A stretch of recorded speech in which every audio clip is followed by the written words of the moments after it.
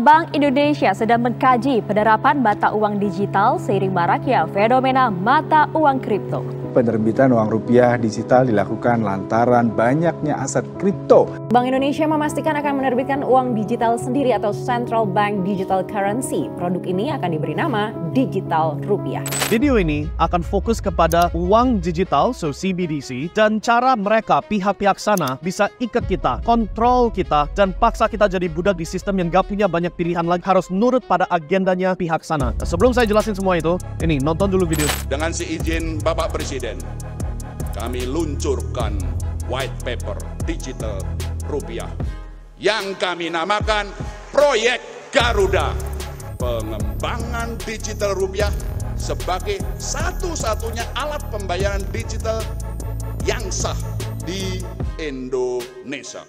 So, video yang barusan Anda saksikan itu bukti jelas bahwa pihak mereka, termasuk negara Indonesia, lagi eksekusi rencana untuk bisa kontrol semua masyarakat. Ibaratnya kita dijadikan sapi, digosongin, branding jadi milik pemerintah, milik sistem besar ini. So, ini sebenarnya topik yang kelanjutan dari video yang sudah kita posting dan sempat rame viral di sosmed, tapi somehow bisa di take down, dibatasi sama sosmed, disensor. So, maklum saya harus hati-hati kali ini dengan pilihan bahasa saya. Cara saya menyampaikan topik ini harus dengan sangat hati-hati. Kalau enggak ya nanti diblokir, dan padahal isu ini penting dan apa yang saya mau sampaikan menurut saya topik yang paling penting yang pernah saya bahas. Kenapa?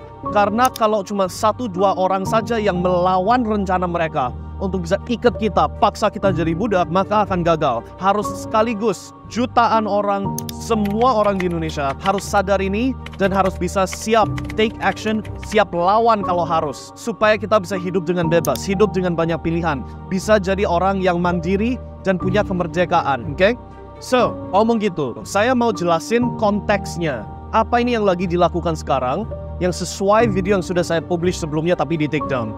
Sudah saya pernah jelasin bahwa pemerintahan lagi ada rencana untuk membuat kita semua harus daftar digital ID.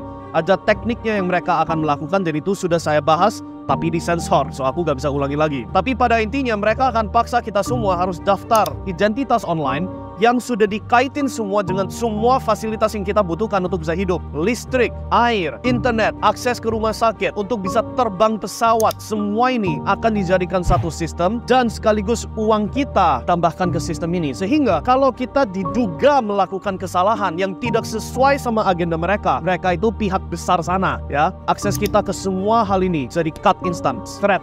Gak ada pilihan lain lagi. Sudah gak ada sumber untuk kita bisa melawan sistem ini. Sudah gak ada, ibaratnya gak ada senjata untuk bisa stand up dan melawan. Harus nurut. Yes bos, yes pemerintah, yes pak. Oke? Kenapa kok di konstitusinya Amerika ada pasal yang bilang masyarakat ada hak untuk nyimpen senjata? Ya karena kalau militia itu bahasa Inggris, kalau pemerintah dan militer negara Amerika tidak mendukung dan tidak membela masyarakat Amerika, maka masyarakat bisa ribut pakai senjata yang mereka ada hak untuk nyimpan.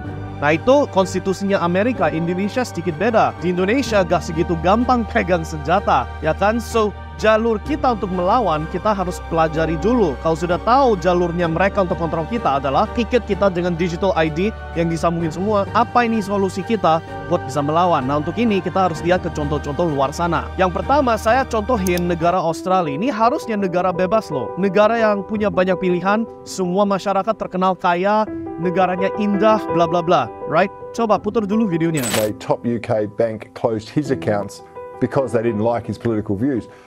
But Australians are now learning it could happen here too.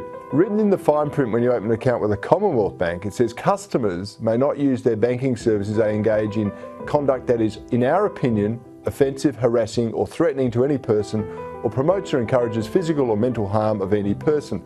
So, video yang barusan Anda nonton itu bukti jelas apa yang terjadi kalau masyarakat gak ada pilihan lagi. Pihak bank, yaitu pihak institusi privat, bisa cut akses kamu ke uang Anda. Bukan uangnya bank, uang Anda. Kalau Anda diduga, bukan terbukti loh, diduga melanggar aturan atau kelihatan aneh-aneh menurut mereka, right?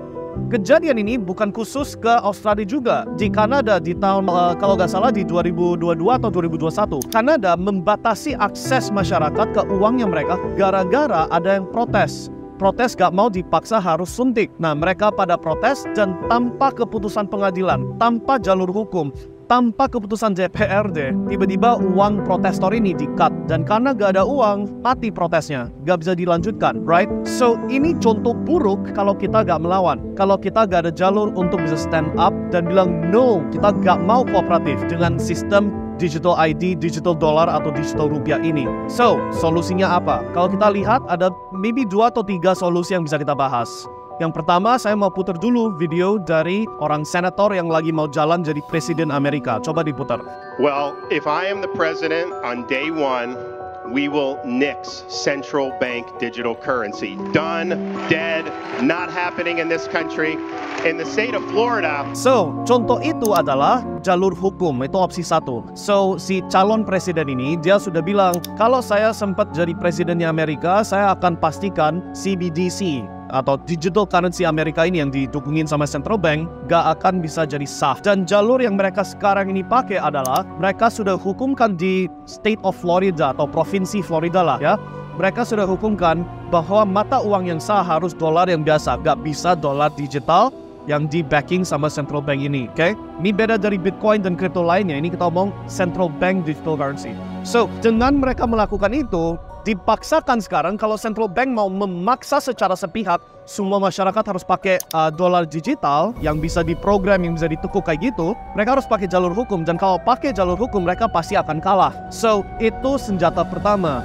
Pakai partai, pakai politics untuk hukumkan uang yang berlaku hanya satu bentuk, yaitu rupiah yang biasa, bukan rupiah yang dapat diprogram, yang digital, yang disambungin ke satu sistem semua ini. Opsi 2 apa? Ribut. Oke, so kalau kita omong negara Niger itu di Afrika, apa yang barusan terjadi adalah ada perubahan, ada protes, rebellion, dan pemerintahannya sempat diganti sama masyarakat. Kenapa begitu? Karena Niger adalah sumber uranium terbesar untuk Eropa untuk bisa memberikan energi di sektor nuklir. Oke? Nah, dulu negara Prancis ambil uranium dari Niger dengan harga berapa? Coba tebak. 80 sen per kilo. 80 sen per kilo. Sedangkan harga pasarnya uranium berapa? 200 euro per kilo. So ibaratnya uraniumnya dicuri, diambil tanpa ada kompensasi. Nah, masyarakat ribut, masyarakat protes, rebellion, berhasil ambil ahli negaranya sendiri. Sehingga sekarang Niger siap jual kembali uraniumnya, tetap lanjutkan, tapi dengan harga pasar yang berlaku sekarang, yaitu 200 euro per kilogram. Nah, benefitnya larinya ke masyarakat Niger. Kejadian yang mirip juga sudah terjadi di negara Belanda. So, sempat 2023 ini atau 2022 aku lupa, pemerintahnya Belanda, Netherlands, mereka mau sita, ambil paksa semua lahan pertanian dari masyarakat dengan alasan yang konyol. Nah, dengan keputusan itu yang jelas-jelas gak adil buat penduduknya Belanda ini, si para pihak petani, mereka semua ribut dan membuat partai baru untuk jadi leadership yang baru, dan mereka yang menang. Sehingga sekarang negara Belanda sekarang ada partai pertanian yang jalanin negara itu. Dan karena sudah berhasil, gak jadi semua lahan pertanian disikat sama pemerintah. So, jalur kedua ini yang mana kita bisa ribut, gak harus ribut yang sampai pakai violence ya, tapi setidaknya ribut dalam arti kita ambil ahli dari keputusan negara sendiri. Itu satu opsi yang bisa dipertimbangkan juga supaya gak bisa dipaksa jadi budak. Lalu opsi ketiga adalah harus asumsi bahwa kita akan dipaksa jadi budak, semuanya gak berhasil, maka kita harus bela diri sendirinya. So, untuk itu kita harus asumsi, oke, walaupun kita berusaha, walaupun kita coba protect negara ini, protect masyarakat, tetap aja gagal. Let's say itu terjadi. So, jalur backupnya adalah kalau Anda lagi sekarang ini menghasilkan uang sisa, ada kesempatan dapat rezeki bisa menghasilkan uang berlebih-lebihan, jangan simpen dalam bentuk rupiah yang kita sudah tahu akan ganti jadi uang digital kalau nggak di stop, nggak dibatasi, right? So, simpen kekayaan Anda di aset-aset yang anti sita, anti bisa diambil paksa. So, yang harus dicoret properti saham kan, itu mesti bisa disita sama pemerintah. Itu sudah kita bisa lihat buktinya di mana-mana. Tapi kalau kita ngomong apa yang disita, ya emas fisik kalau Anda pinter nyimpennya dan pinter transportasinya. Dan yang kedua, cryptocurrency, Bitcoin terutama. Kenapa? Karena dengan bawa ledger bisa bawa kemana-mana. Dan ini aset satu-satunya yang you gak bisa paksa saya kasih. You bisa siksa saya, you bisa bunuh saya, tetap gak bisa curi barangnya dari saya kalau saya nggak kasih kunci rahasia saya, right? So itu kenapa kalau